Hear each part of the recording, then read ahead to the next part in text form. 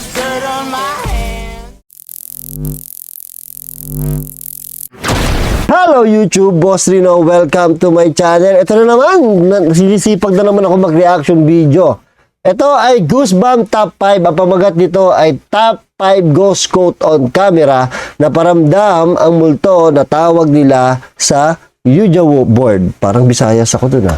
So ito na, huwag natin patagalin to. Tirahin natin to. Subscribe nyo si Goosebump Top 5 kasi ay nako, ang galing talaga nitong taong to. Subscribe nyo ha. So ito, tirahin natin to bago pa tirahin ng iba. Behind the Altar. Behind the Si altar. Daniel Marsh, Irish Filipino vlogger and YouTuber na madalas mag-travel sa Uy, pinapanood ko yan. Pilipinas para ipakita sa mundo ang natatanging ganda nito.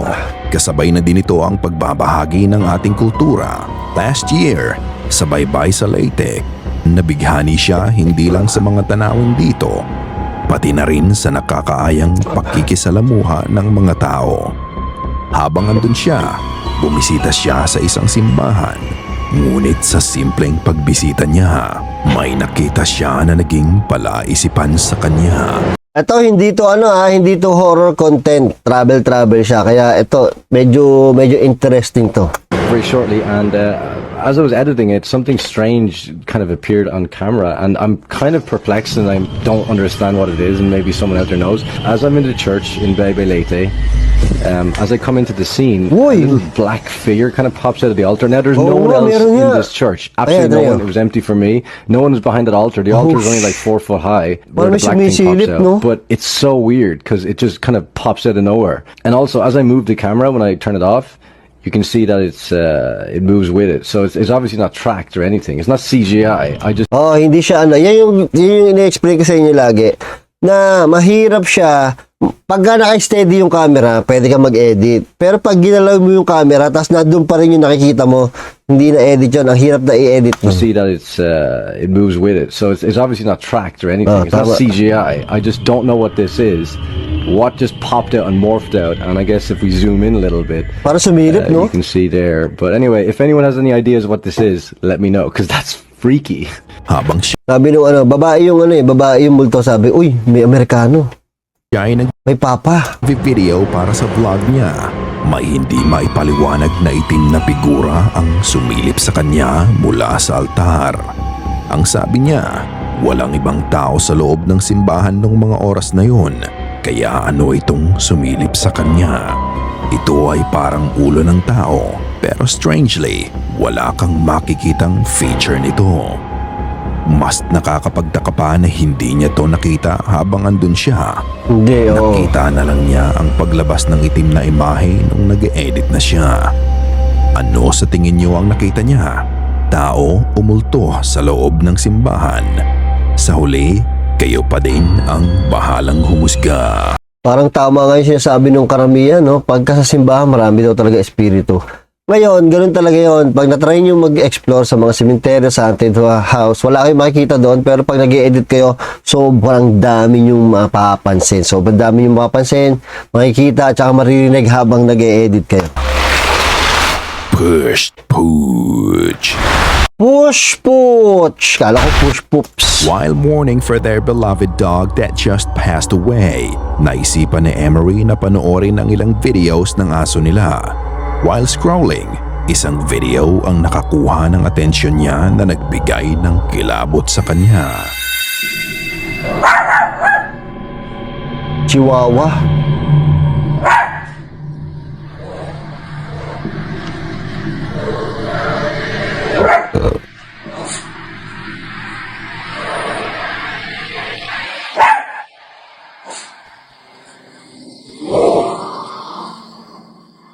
Sabay kain no?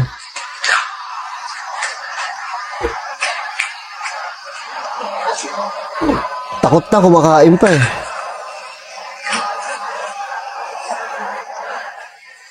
Ay, kawawa pala. Nakalagay, my dad's dog died today. So I was going through the old videos and pics of her and I found this video of when she used to bark at nothing and it looked like something push her.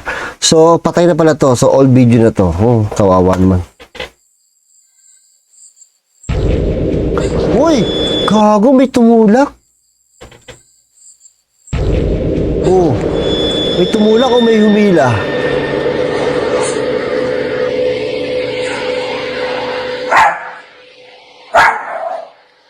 Ang aso ay may tinatahulan sa sulok ng kwarto na meron lang maliit na lamesa, picture frame at photo album.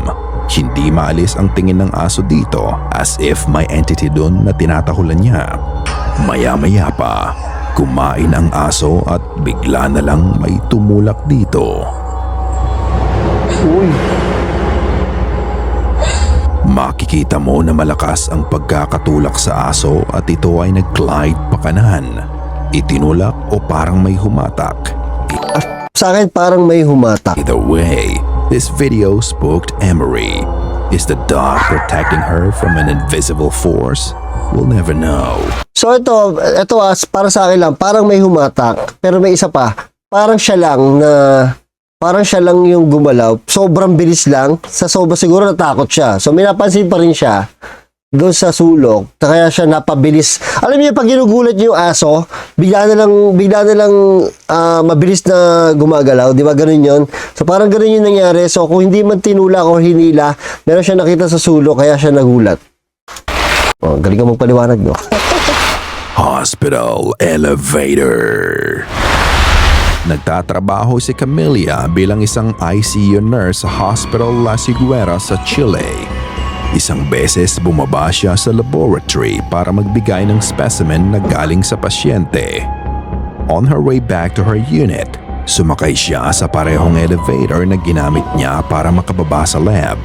Pagsakay niya, for some reason, bigla na lang nagluko ang pinto ng elevator. Iba na din ang pakiramdam niya.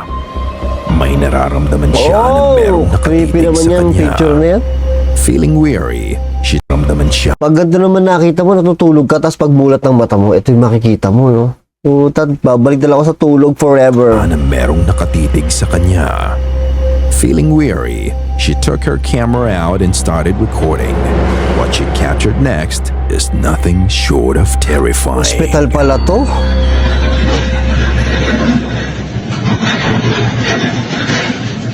Ala. Ayos sumira ng elevator. Oh my God. May sumilip. Tama pala ang nararamdaman niya. Magsasara ang pinto ng elevator halfway at muling bubukas. Parang may naglalaro sa kanya na hindi niya nakikita. Then suddenly, just behind the wall, maputlang mukha ng babae na may itim na Walang mata, oh. Oh? buhok ang mabilis na sumilip sa kanya.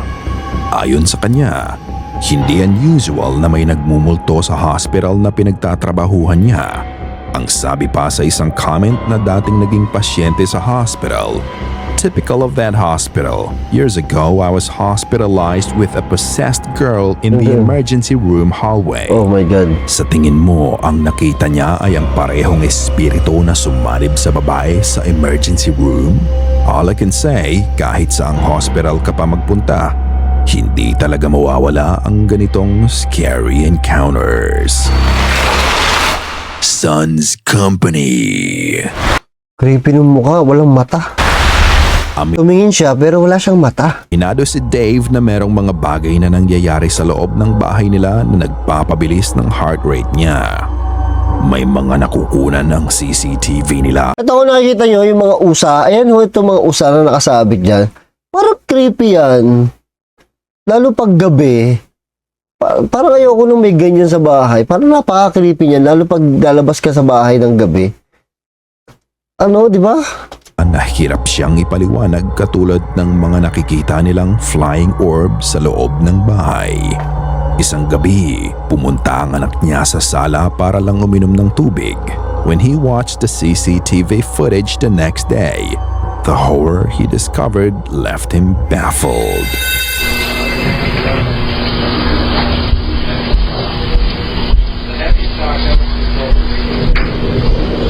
Wow, may lumakad. Naka-night vision to.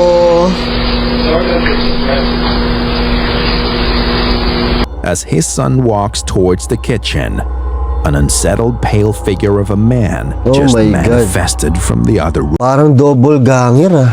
Parang kamukha niya eh. room.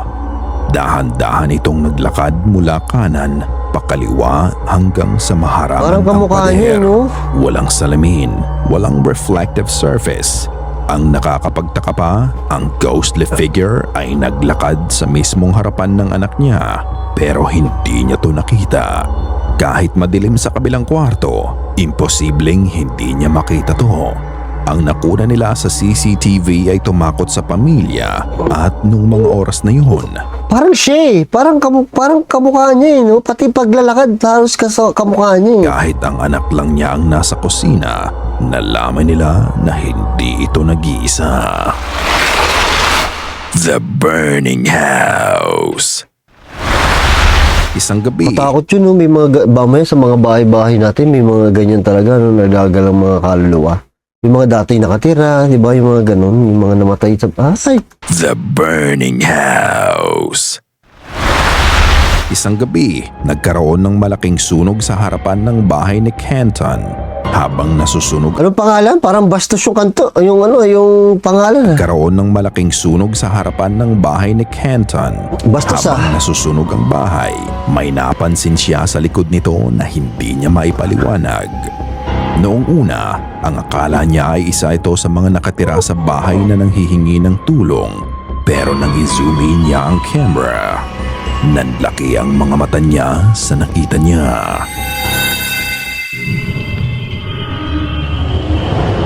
Wow. Oy, gago, alien ba yan? Alien yata yan.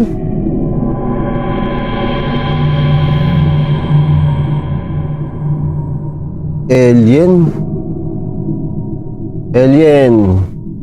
Tingnan yung mukha ah, parang alien. Oo, parang alien eh. Hindi, ewan ko ba? Oy, gago. Makikita ang pale face na may malalalim na mga mata ang nakatingin sa kanya. He found it strange. Why is it just peeking from the corner like that instead of running away for safety? Bukod doon, ang mukha ay nanatiling nakasilip lang. Pwede mo ding isipin na baka manikin mo Manika? ito dahil hindi ito gumagalaw. However, unti-unti itong nagtago sa likod ng bahay. And Oo nga, by no? the time na nawala ang maputlang mukha, bigla na lang sumabog at bumagsak ang bahay. Is it an indication that the house is haunted? And is the pale figure the culprit behind the fire? Ano sa tingin nyo mga ka-goosebumps? Ikaw na ang bahalang humusga. Alam niyo, pag for example, meron kayong mga video, lalo it's medyo gabi, try yung mag-zoom sa mga part ng mga madidilim. No, meron kayong mga pansin, meron mga mabubuo-buo dyang image. Takutin natin yung mga sarili natin. Caregiver. Shoutout sa mga caregiver dyan. What would you do if you are a caregiver and while taking care of your patient? Pag ganito naman kaganda yung caregiver, magpapakasakit na lang ako. What would you do if you are a caregiver and while taking care of your patient, weird things start happening? Si Mrs. Tennyson ay nagtatrabaho bilang isang caregiver. Matagal na niya tong ginagawa at madami na din siyang naging pasyente. Ngunit nagkaroon siya ng isang pasyente at mabigat ang pakiramdam niya sa bahay nito. Ayon sa kanya, kapag inaalagaan niya ang matanda, weird activities start happening. Although she's scared, kailangan niyang gampanan ang trabaho niya. Until one night, after she put the patient to sleep, may napansin siyang kakaiba sa CCTV sa kwarto ng inaalagaan niya. Every night I'm at work, I be thinking I'm tripping. But you gotta watch this video, y'all. You see that move under the bed? Like I know for a fact this goes to my client's house. May gumagalo sa bed ah. I be seeing, you see it keep moving like right there under the bed? It's moving back and forth.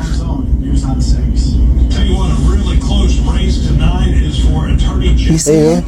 oo nga, parang usok. Oh.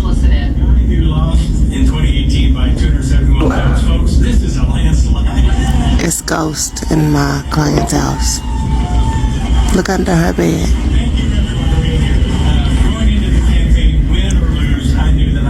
It'll come out, it'll go back. Now she in bed sleep, she ain't moved an ounce. Sa ilalim ng kama, lumabas ang puting orb. Sandali itong nagtago sa kama. Lalabas, pupunta sa drawer at muling babalik sa ilalim ng kama ng paulit-ulit. She believes that this anomaly is a spirit or a ghost at gabi-gabi niyang nararamdaman ang presensya nito. Maya-maya pa, muling nagpakita ang orb pero this time, I'm gonna let's be still so y'all can see. You see it moving in there again? Look at that. ang orb ay nasa unan na ng pasyente. Parang binabantayan din ito ang alaga niya. Kung ano man to, hindi pa din mawala ang takot na nararamdaman ni Mrs. Tennyson. Is it real or is it just a clever hoax? In the end, nasa inyo pa din ang pagpapasya. Just a game. Ay, CCTV na yan. Bakit ka ba ganyan? Lagi ka nakakakuha ng mga ganyang multo. Ano ba meron sa CCTV? Tatlong Alam ko na, yung CCTV kasi meron siyang night mode na pagka madilim, nagna-night mode siya. Kaya mas marami siya nakaka-capture. Just a game. Tatlong magkakaibigan ang nagkatuwa ang mag-trip sa isang gabi at naisipan nilang maglaro ng Ouija board. Gumawa sila ng board gamit lamang ang pizza box at small plastic glass. What's supposed to be just a fun night turned into a night of terror. Okay, let's spin around in like 3 circles.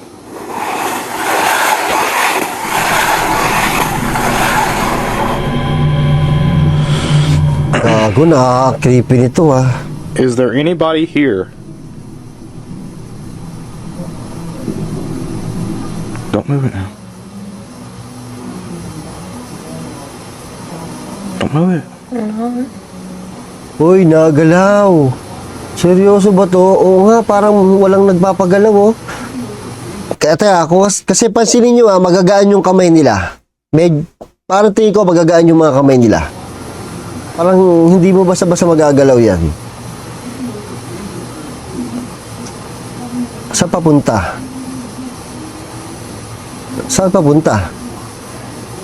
No? Ay, kung ako yan, gumalaw yung baso, ayawan na yan. What is your name? Uy, seryoso ba to?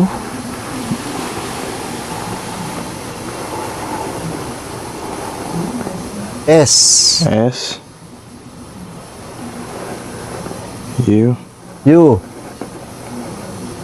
S. S. Susan. A. Susan. Oh, sabi ko na si Susan eh. Susan.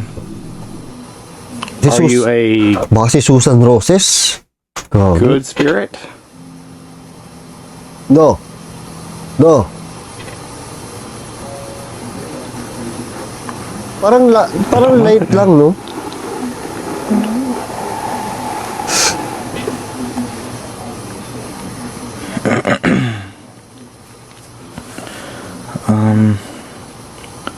What do you want?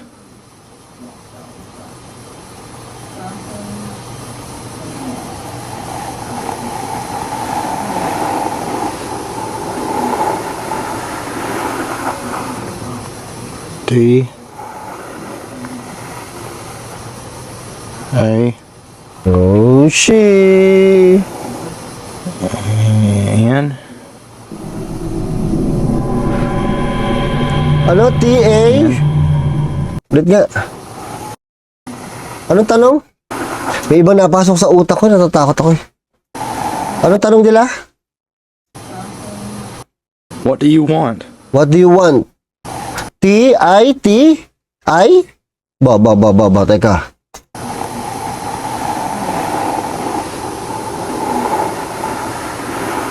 T? D. Ano daw gusto niya? T?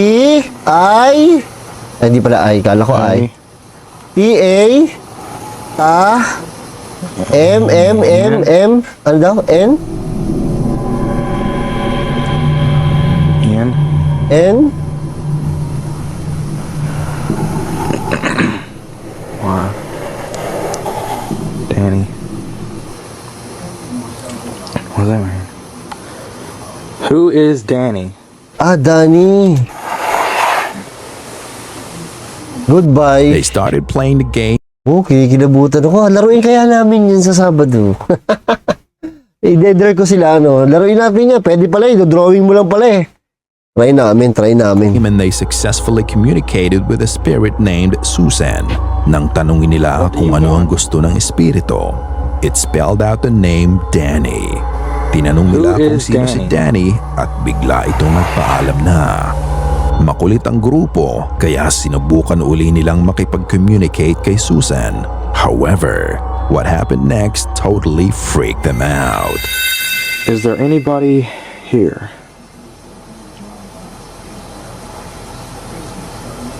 Don't move it.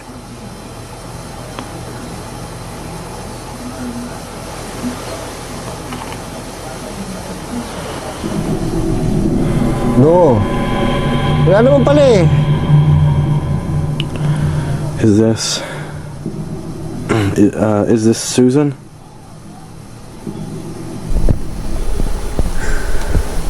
Oh, Susan and Danny. Yes, patay.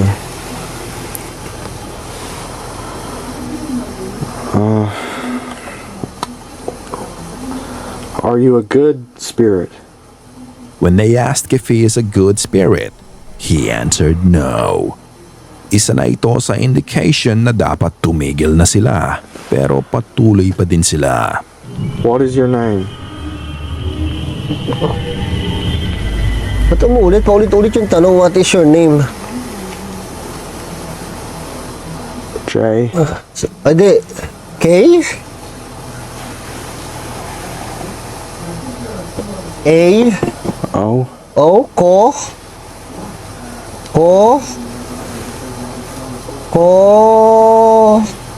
H.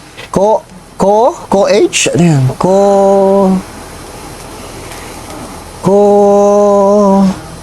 John. May na-contact muli sila pero ibang entity na to na may pangalang John. Ah, hindi K. Ito naman, John pala. What do you want? Yun na ba yung tanong, no? What do you want? Was it K? K? K. K? U?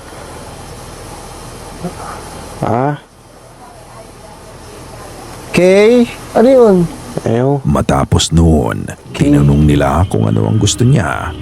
Sabi ng entity, kill. Kill. Oh shit, takbo na. Takbo na. Do this shit anymore. Did you guys move it? No. Are you sure? I didn't fucking move it. I wasn't even touching it really. After that, Totoo kaya to? Pero ang creepy, no? Kung imagine mo kasi kung gagawin mo to, kahit sabihin mo testing mo lang, parang nakatakot eh. they were terrified and Uy! suddenly the Ay, glass po, just gago! laid on the board on its own. Ayan na, sinagot na yung ano ko. Sinagot na yung tanong ko kung totoo. Gumalaw yung baso. Suddenly the glass Yeah. just laid on the board. Move it. I wasn't even touching it really. After that, they were terrified and suddenly the glass just laid on the board on its own. OMG. Kasi tinitigan ko kung edit eh. Hindi ko maisip na edit eh. Paano nangyari yun? Sobrang raw ng video Then eh. suddenly the glass just laid on the board on its own. Sa takbuhan to. Kusa na lang bumaliktad ang planseta at bigla na lang silang nakarinig ng kaluskos sa kabilang kwarto. Oh shit, totoo pala. Shit. Here, take this. At dito na nakad ang video. Sa tingin mo ba dapat huminto na sila nung una pa lang lalo na nung na-contact nila ang evil spirit ni John? Kaya sa mga gustong sumubok maglaro ng Ouija board, I'm telling you right, just don't kung ayaw mong magulo ang buhay mo. Nakakatakot naman eh. Ngayon, kung gagawin namin yan, kami ang magpapatunay na hindi gagana yan pag walang orasyon. Dapat kasi marunong gagawa niyan eh. Di ba ginawa yan ni Laguna Go sa Hunter?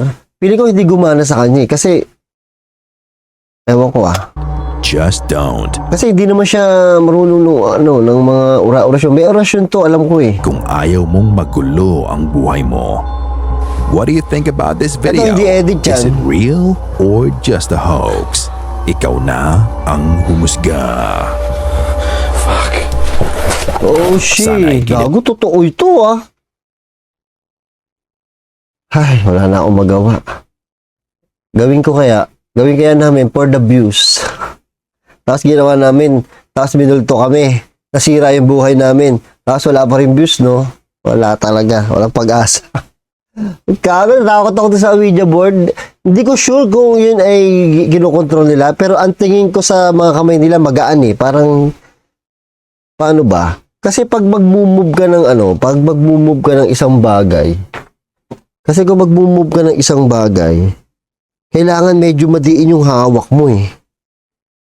Hindi ko sure hindi ko pa na-try eh, pero kung tatlo sila nakahawak to, isa lang yung nagko-control. Kasi kung tatlo sila magko-control, magugulo yun eh. Ay, try ko kaya. Pag-isipan ko muna.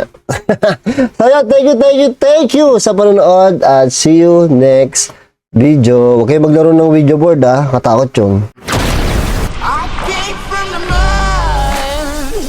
There's dirt on my hands.